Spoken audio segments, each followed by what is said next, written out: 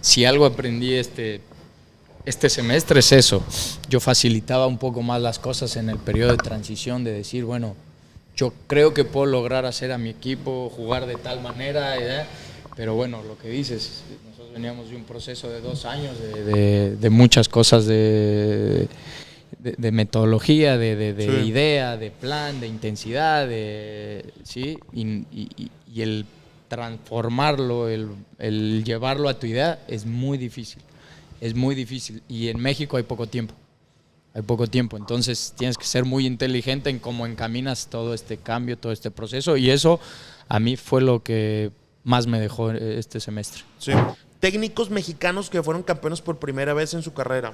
Mario Carrillo 2005, Chepo de la Torre 2006, Trejo 2006, Profe Cruz 2007, Denis Guzmán 2008, Memo Vázquez 2011, Benjamín Galindo 2012, Miguel Herrera 2013. Hay un salto hasta 2020.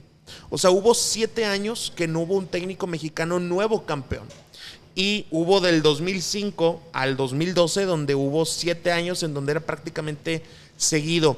¿Tú qué crees que pasaba en esos años? O sea, del 2005 al 2010, por ponerle un límite, que hoy no está pasando. ¿Había más oportunidades o hubo mejor formación a nivel de los cursos de entrenadores o qué pasaría? No, a mí me parece, sin saber, yo te lo digo, lo que más o menos evalúo por lo que dices es que había más técnicos disputando este trofeo. Okay. Más técnicos mexicanos que, bueno, con buen equipo, con un buen plantel, bueno, fue mexicano.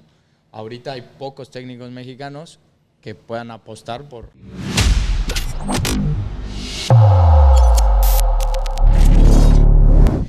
Amigos de Hora del Deporte, hoy nos salimos del búnker, nos salimos de nuestra casa, nos salimos de nuestra zona de confort, como es poco probable que suceda. Edu, ¿cómo estás, amigo? ¿Qué onda, Mercado? Muy contento por tener la posibilidad hoy de hablar con, mejor dicho, de uno de los entrenadores más prometedores mexicanos de los últimos años. Y creo que Puebla, además, como institución, le ha dado oportunidad a los últimos 3 entrenadores de mostrarse, a lo mejor no teniendo un cartel tan grande en la primera división del fútbol mexicano en general, y creo que eso también como institución tiene mucho valor. Eso sí, la verdad, hay entrenadores jóvenes, mucha gente de repente dice, no, en México no le dan la oportunidad a los entrenadores jóvenes, es muy difícil y siempre le dan a los mismos, pero hoy tenemos un entrenador joven, un entrenador nuevo, que nos va a platicar un poquito de sus influencias, nos va a platicar un poquito de su experiencia como técnico, porque tiene larga experiencia como entrenador. Nuestro querido Lalo, ¿cómo estás? Bienvenido. Hola. Muchas gracias por tu tiempo. No, gracias a ustedes. Feliz de estar platicando de fútbol con ustedes. ¿Qué onda, Lalo? Oye, mira, lo primero, desde que tú comenzaste a ser auxiliar del Arcamón ya había una idea de que te convirtieras en técnico de la primera división de Puebla, ¿no? ¿Qué vieron en ti o qué crees que vieron en ti como para proyectarte a futuro? Para decir, pase lo que pase en cierto tiempo, Lalo Arce Peña va a ser entrenador del Puebla. Híjole, realmente ver qué vieron, no sé. Pero sí ya había un plan que después del proceso de Nicolás yo tomara el equipo. Pero bueno, siempre hay un plan. El chiste es ya cuando se lleva a la acción. Que la verdad es que lo mencionaban, que la directiva ha apostado por técnicos jóvenes o con un currículum corto. Y la verdad es que es de mucho valor, es de mucho atrevimiento lo que hacen y bueno, o sea, al final las cosas están funcionando. Oye, Lalo, muchas veces o muchos entrenadores cuando llegan al fútbol mexicano dicen, es que este tiene la escuela la volpista, este tiene la escuela la puentista, este viene bajo la influencia de Bielsa o este viene bajo la influencia del Tata Martino. ¿Cuál fueron la gente que te inspiró, bajo qué modelos? ¿Cuáles fueron tus entrenadores? Cuéntanos un poquito de eso, porque creo yo que el fútbol mexicano ahorita está pasando en esa etapa que ya no son ni la volpistas ni la puentistas, y luego sale el técnico y te dice, no, yo no soy de ninguno, yo tengo mi propio estilo, o el que sale por la tangente y te dice, yo nada más de Guardiola. Entonces, más o menos, ¿cuáles fueron tus influencias? ¿Quién te inspiró? ¿De dónde te estás basando en este recorrido como entrenador? Mira, te diría que si dijera solo una, te estaría mintiendo, claro. Porque es como un conjunto de todas, donde un técnico pues va haciendo sí su propio mix de lo que sirve, lo que no sirve, lo que le gusta, qué funciona, qué no funciona, pero tiene todo que ver con la ejecución, con la llevarlo a la acción, ¿no? Porque digo, tú te puede gustar Guardiola, te puede gustar, no sé, el Cholo Simeone, pero bueno, tienes que saber cómo llevarlo al campo, cómo transmitirlo y eso, ver si funciona, pero si no lo has hecho, simplemente queda en una idea. Entonces la acción es la que te va encaminando un poco, la experiencia de haberlo hecho antes. Yo si no hubiera tenido el proceso que tuve antes, ¿no? Como auxiliar, como técnico de inferiores, yo creo que no hubiera tenido la idea tan definida como la tengo ahora, que es mucho más fácil expresar lo que uno piensa del fútbol y convencer a gente que tiene una experiencia mayor a la tuya, ¿no? Okay. Sí. Entonces, sin duda yo jugué en Atlante, me dejó y creo que a todos los técnicos que pasan por ahí, te puedo decir Sergio Bueno, Daniel Guzmán, el Piojo Herrera, la Volpe, y no es algo de la volpismo, piojismo o esto, sino es una escuela de buen trato de la pelota, de referencias tácticas muy claras, de posicionamiento interesante, y eso creo que lo vemos ahora con Mario García en Atlante. Claro. Que son una escuela muy definida en aspectos técnico-tácticos, ¿no? Y creo que pues el hecho de haber estado ahí me dio una base o un empuje hacia ciertas ideas. Disculpe, Mercado, por ejemplo, Mario, que fue auxiliar del profe Cruz en Morelia, ¿no? También en alguna ocasión esa escuela que se va desarrollando bastante. Pero, por ejemplo, a mí me llama la atención que hace tiempo te hicieron una entrevista en Puebla, en la cancha del Puebla, en donde diste como referencia a Roberto De Zerbi. Uno de los, hoy el Brighton es un equipo que llama muchísimo la atención, ¿verdad? De cómo ataca, cómo defiende, cómo se atreve.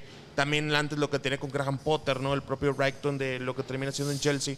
Me llama la atención una referencia tan específica que das, porque siempre nos vamos por Mourinho o Guardiola, ¿no? O Guardiola, perdón. Lo que antes era el Menotti Bilardo, hoy es Mourinho Guardiola a nivel global. Pero tú te vas bien específico con Roberto De Zerbi, un técnico que a lo mejor hoy no se distingue por ser tan exitoso, que no se distingue por estar ganando Champions. ¿Qué ves tú en alguien como Roberto De Zerbi para sentirte identificado, Lalo? No, mucho.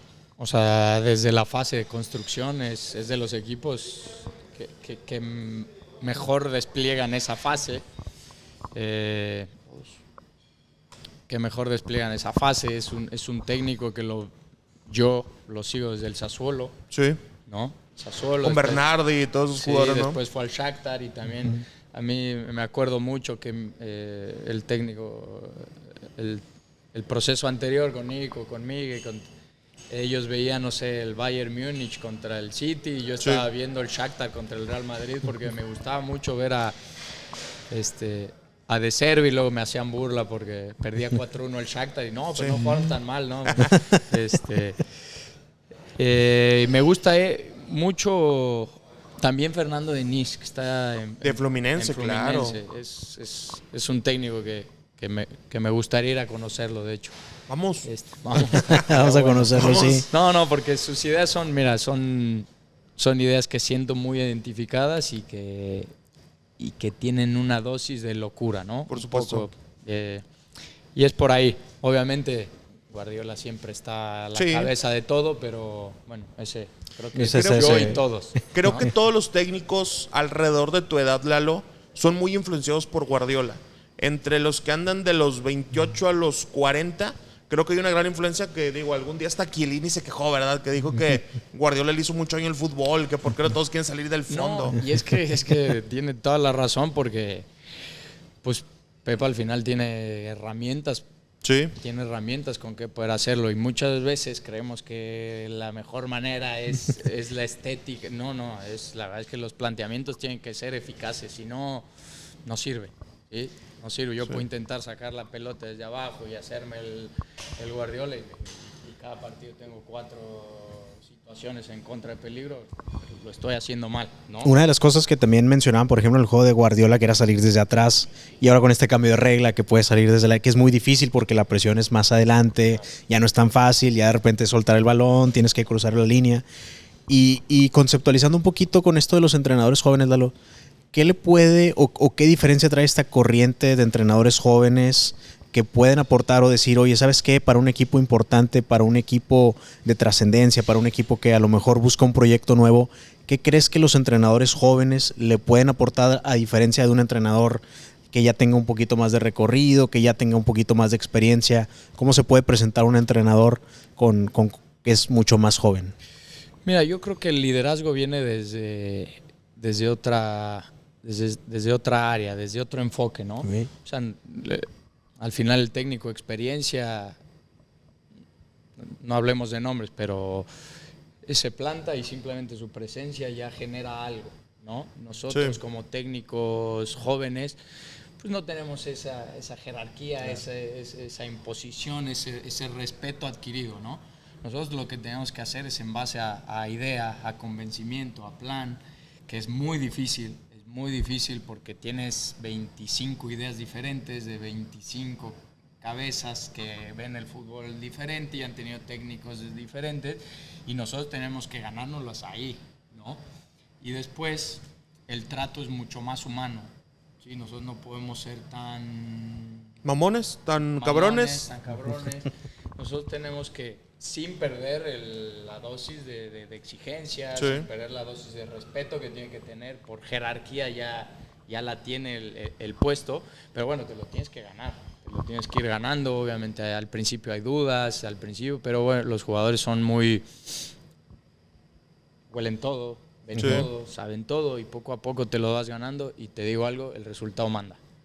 Sí. El resultado manda. El resultado es el que te permite ganar esa credibilidad o la pierdes. Hace unas semanas, un mes, entrevistamos al Quick Mendoza y yo le preguntaba por Lalo Fentanes y me dice, sí, me tocó tenerlo en San Luis. Ya sabía mucho de fútbol, pero el vestuario todavía se lo comía, todavía batallaba, ¿no? Y dice, hoy en Santos era un técnico distinto, es un técnico que ya también pues lo conocen de fuerzas básicas, todo eso. Ahora te digo esto por lo siguiente, dices, hay que convencer un poquito más, lo que le digo al jugador en la sesión de video y en el entrenamiento, que pase y que te crea, ¿no? Claro. Pero también hay un momento, Lalo, en donde se necesita también una preparación distinta a nivel académica. Ahora que hay tantos cursos en irte a Barcelona, irte a ver técnicos en Inglaterra, ¿qué tan importante consideras tú que es la preparación para los entrenadores nuevos? Porque definitivamente hay muchos de la vieja escuela que decidieron ya no prepararse, ¿no? Que se quedaron con el Endit del 99 y ya. Ajá. Pero ¿qué tan importante consideras tú que es la preparación ahora? No, sin duda. Y mira, y yo siempre he dicho que no solamente viene de los cursos, ¿no? Porque los cursos, bueno, sí, pero no un curso te va a ser director técnico de primera división. Es un conjunto de muchas cosas. Pero también tenemos muchas herramientas ahora que creo que no había antes, muchos libros, muchas autobiografías, muchas cosas que nos permiten ir definiendo cositas, ir tomando conceptos, ir aplicando esos conceptos, porque todo en teoría es muy bonito hasta que lo llevas a la práctica, ¿no? Que esa es la diferencia, yo creo, del técnico ahora joven, que tiene la oportunidad de todos estos conceptos, porque cada vez hay más, cada vez es más grande, cada vez el abanico yo puedo tomar de todos los técnicos, porque ya la exposición de todos los técnicos es muy grande a nivel mundial, entonces tú vas tomando que sí, que no, pero si no lo aplicas, queda en mera idea, queda en mera suposición de que en teoría, pasar, ¿no? En teoría. La teoría la tenemos todos, todo el mundo, tú tienes tu idea y queda ahí.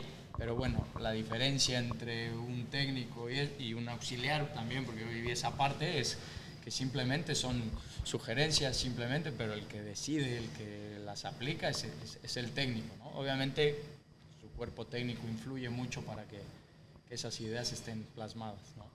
De repente es muy complicado tomar un equipo que tiene una idea de juego, que tiene una idea, que tiene una forma de trabajo, de repente a lo mejor llegar y cambiar todo, ¿no? Y hablas mucho del liderazgo, hablas mucho de la influencia que puede tener un entrenador, ¿no? Yo creo que también es un gran factor, o algo que influye mucho, ¿no? Yo creo que si algo aprendí este semestre es eso.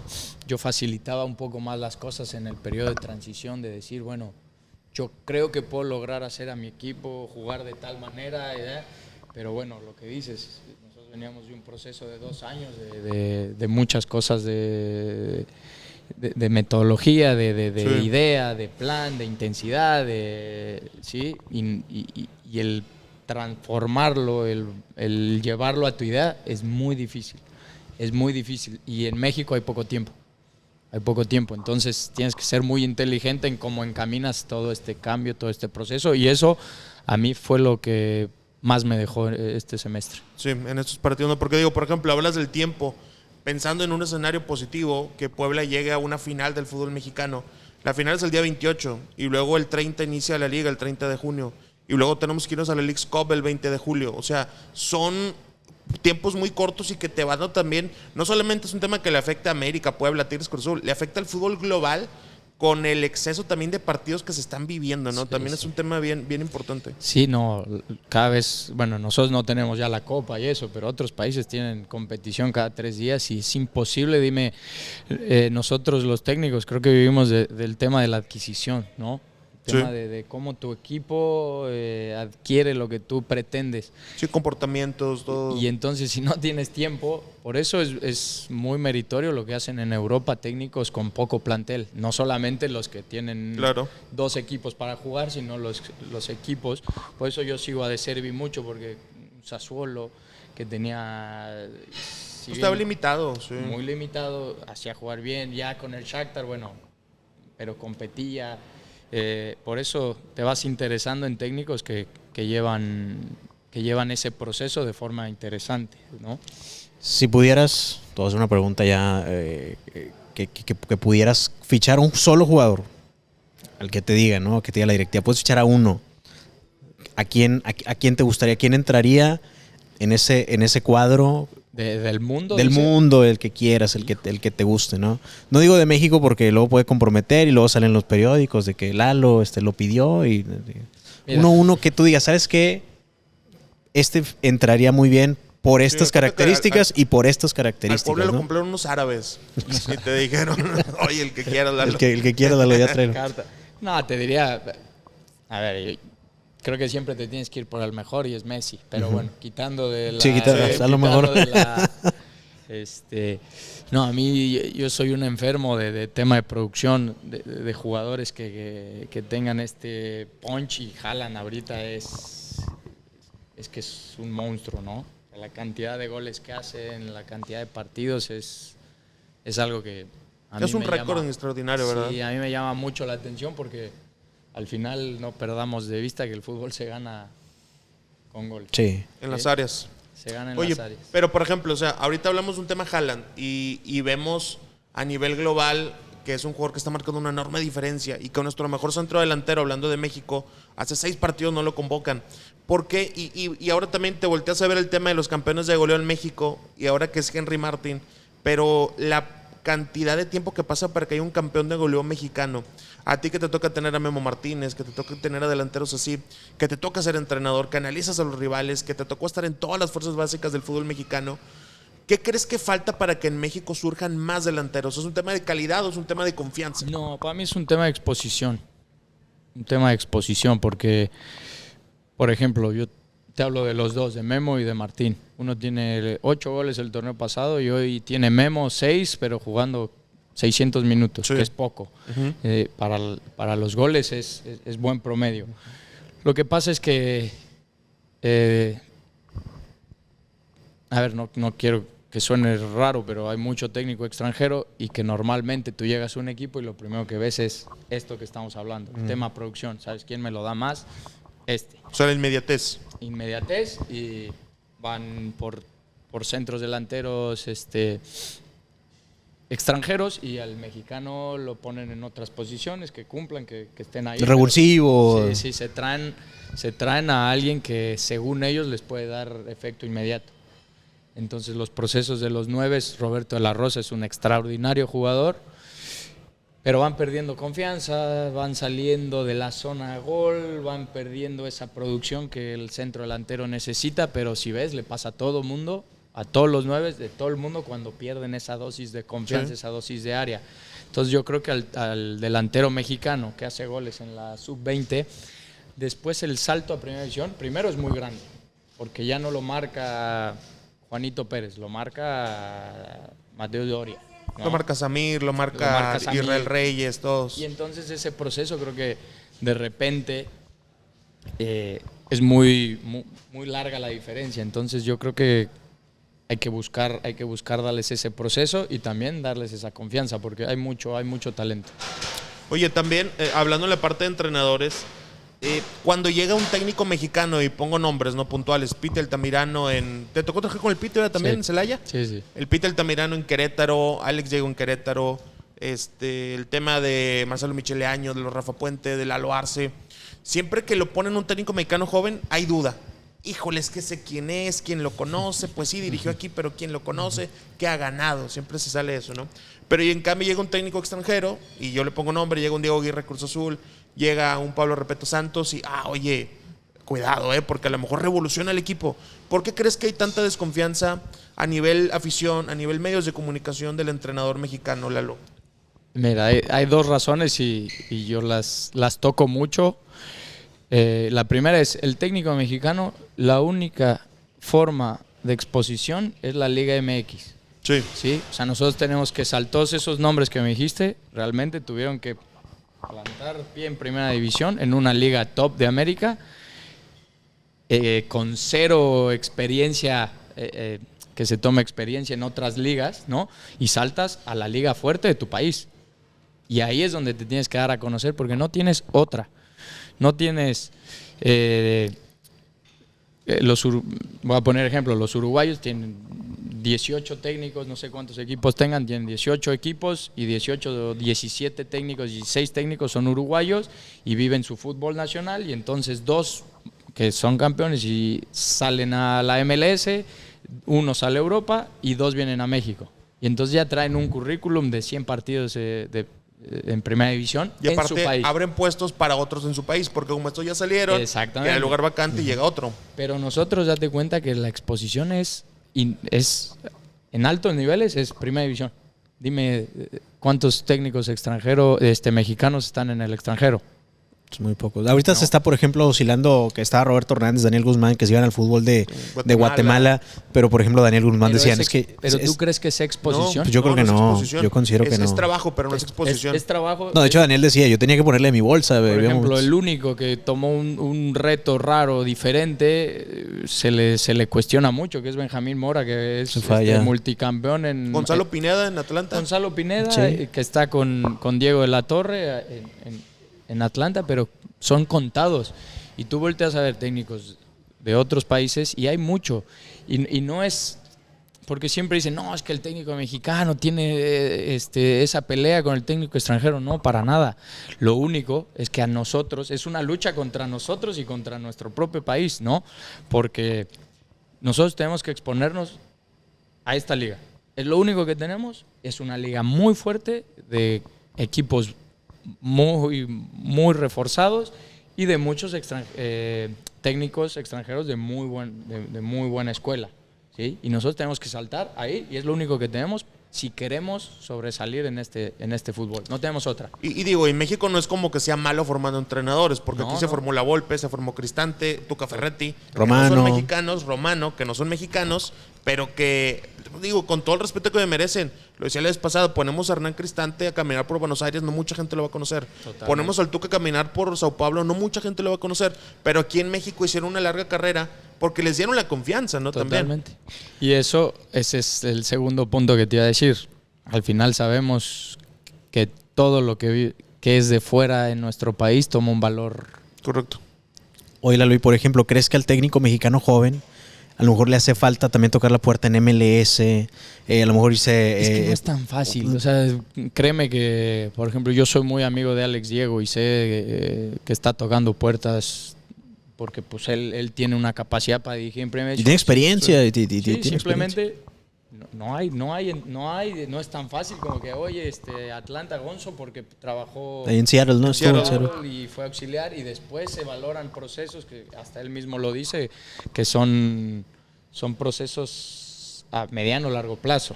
Él no sé cuánto tiempo lleva allá en Atlanta. Sí, 1 año y medio. Entonces...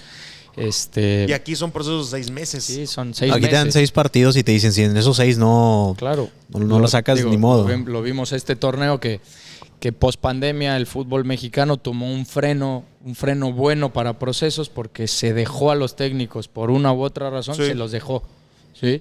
Se los dejó trabajar. Se cortó la pandemia, regresó la normalidad y bueno, vimos 7 técnicos afuera este torneo. Claro. Que eso era lo que teníamos acostumbrado. Sí. Oye, pero por ejemplo, mira, traigo un dato que me llamó mucho la atención, lo estaba investigando. Técnicos mexicanos que fueron campeones por primera vez en su carrera. Mario Carrillo 2005, Chepo de la Torre 2006, Trejo 2006, Profe Cruz 2007, Daniel Guzmán 2008, Memo Vázquez 2011, Benjamín Galindo 2012, Miguel Herrera 2013. Hay un salto hasta 2020. O sea, hubo 7 años que no hubo un técnico mexicano nuevo campeón. Y hubo del 2005 al 2012, donde hubo 7 años en donde era prácticamente seguido.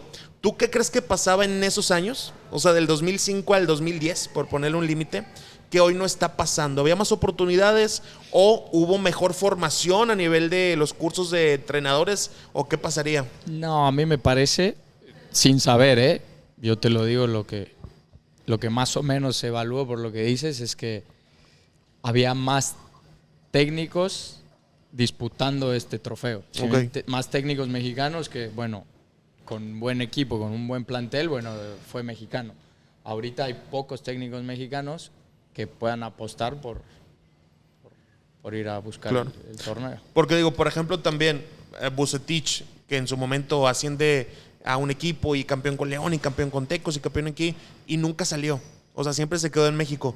Nacho Ambriz, yo de los mejores equipos que he visto ha sido León de Ambriz últimamente. Se tiene que ir a la segunda división de España. Como que también algo que nos falta al mexicano es un poquito más de buena fama fuera de nuestro país, ¿no? Totalmente. Sí, yo creo que es una fama que se tiene que ganar.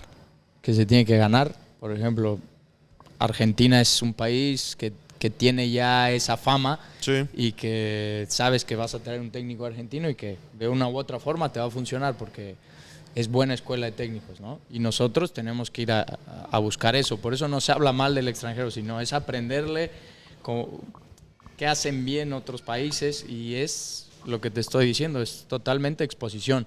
Totalmente nos hacemos responsables los técnicos mexicanos de la preparación. Sí. Porque ya no es como que te retiras y tienes chance de entrar a un equipo, ya no más, se están acabando ese tipo de oportunidades. Ya no sé si hay, ¿cómo explicarlo?, jugadores de tanta jerarquía como para retirarse y ser inmediatamente técnicos de un equipo. Antes pasaba. Sí, pasaba Hernán mucho. Cristante es un ejemplo de eso. Es jerarquía total en Toluca y, bueno, le dan oportunidad. Cardoso es jerarquía total, le dan oportunidad. Pero un mexicano, hace mucho tiempo que no se ve yo creo que el último puede ser Chima Ruiz. Sí. Que por jerarquía. Y debutó hasta el 2021 de entrenador. Exactamente. ¿Verdad? Claro. Oye, de mi parte, para ir terminando, primero te agradecemos mucho, Lalo. Y lo otro, te comentaba de cuándo empezaste a verte de entrenador en la sub-15, porque me habían hablado de ti, Mauricio Medrano y Armando Vallejo, que son ahí agentes, porque tú tuviste jugadores como Montiel, como Emiliano García, que también les tocó irse a Europa, y desde ya eras un entrenador que influenciaba, ¿no?, a los jugadores. Yo creo que eso es un sello que te va a distinguir en la larga carrera de técnico que seguramente vas a tener. Te deseamos mucho éxito para lo que viene, Lalo. Gracias por tu tiempo. Y pues ojalá que puedas ir a conocer a Dinis y a Servi y a todos, que te des una buena vuelta por el mundo. Tarea buena, gracias a ustedes. Y sí, eso que mencionabas de los jugadores, claro que me gustaría apoyar siempre al talento mexicano, siempre y cuando el talento mexicano responda con esa jerarquía, con ese deseo, con esa pasión que se debe tener. Ya no en las categorías inferiores jugaban porque tenían que jugar. Acá se enfrentan a otra cosa y no es como regalar carreras, porque ahí estaría haciendo un daño, ¿no? De repente llega este estigma, ¿no, Lalo? De no le dan la oportunidad al mexicano, ¿no? No, yo creo que el mexicano ahí sí, como nosotros técnicos, tenemos que plantarnos y tomar todo y decir, esta es nuestra oportunidad. También el jugador joven mexicano tiene que plantarse y decir, yo ya no puedo ser el chiquillo que siempre voy a jugar porque en mi categoría jugaba, no. Sí, era la sub-20, era puro mexicano, no había competencia contra otras edades, sino aquí no hay límite de edad y juega el que mejor está, tenga 15 años o tenga 35 años, así de fácil. Y eso el jugador mexicano se tiene que hacer responsable, porque hay mucho talento. Simplemente tenemos que ponernos a la par de lo que es la exigencia de primera división y de alto rendimiento. También como técnico, ¿no? Me gustó mucho esa, O sea, sí. esa descripción. Sí, porque de repente hay, y digo, para también ir cerrando, y eso se lo escuchaba mucho a la Pájara Chávez, que estaba platicando, que él estuvo en procesos de sub-18, sub-20, y le decían, es que porque cuando llegan arriba no hay oportunidades, que dice, es que de repente ese jugador que tuviste en sub-18, sub-20, ya lo tienes en primer equipo, ya se cree un rockstar, ya cree que se lo merece, ya cree que por estar ahí, y de repente el concepto al que entra, al que tiene que competir, al que ya tiene 2 o 3 personas que están en la misma posición, es un cambio muy radical para él. Muy radical, y en cuestión minutos también, porque estás acostumbrado a la sub-20 jugar 90 durante 3 años. Sí. Sub-20 todos los fines de semana, 90 minutos, llegas a primera división, se te cortan los minutos y te tienes que ganar tú en los entrenamientos la oportunidad de tu vida. Y mucha gente ahí es donde abandona, mucha gente empieza a señalar, mucha gente empieza con esto de ya soy de primera y empiezo a perder el rumbo, y sí pasa. Entonces por eso te digo que no es regalo de carrera, sino es realmente. Nosotros tenemos un ejemplo, Alberto Herrera, ¿no? Jugó los últimos 4 partidos de la liga, pero se merecía jugar todos los partidos de la liga. Pero bueno, es primera división, se formó, se cayó, trabajó, no dijo nada, es profesional, y esos son los jugadores que consiguen el premio, y no lo consiguen por uno, lo consiguen por ellos mismos, ¿no? Y hay otros que al contrario empiezan a decir que falta la oportunidad. Se gana, la oportunidad se forma uno, y cuando llega estás preparado para tomarla. Hay otros que tienen mucho más talento y no están entregados al 100 con eso, y eso es lo que pasa mucho, y estoy totalmente de acuerdo con la Pájara. Sí, eso lo comentaba mucho. Lalo, muchas gracias por tu tiempo. No, gracias a ustedes. Te deseamos mucho éxito en tu carrera que va empezando, que sé que eres inspiración para muchos jóvenes que ya tienen la inquietud de que ya quieren llegar a primera, pero bueno, qué bueno que platicamos contigo, que nos explicas el proceso, que sigan preparando y sobre todo que sigan tomando buenos ejemplos. Lalo, mucho éxito en tu carrera, mucho éxito en Puebla, y esperemos pronto volver a coincidir, platicar ampliamente y nos echamos un viaje allá a Brasil y a Perú y a todo eso, conocer seguro, fútbol. Sí, cabrón, claro. Mejor no. Bueno, Amigo, que se suscriban, güey, para la monetización, sí, güey. ya con monetización ya podemos pagar 2 o 3 lugares. Un PayPal, ¿verdad? Para que... Sí, sobre todo eso, ¿no? Gracias, Lalo. Muchas gracias, Lalo. Gracias, Edu. Nos vemos muy pronto. Gente de comunicación del Club Puebla. Sí, del Club Puebla. Del Club Puebla. Muchas gracias, que son los que mueven aquí todos los hilos. Sí. Muchas gracias. Esto es Hora del Deporte. Nos vemos muy pronto.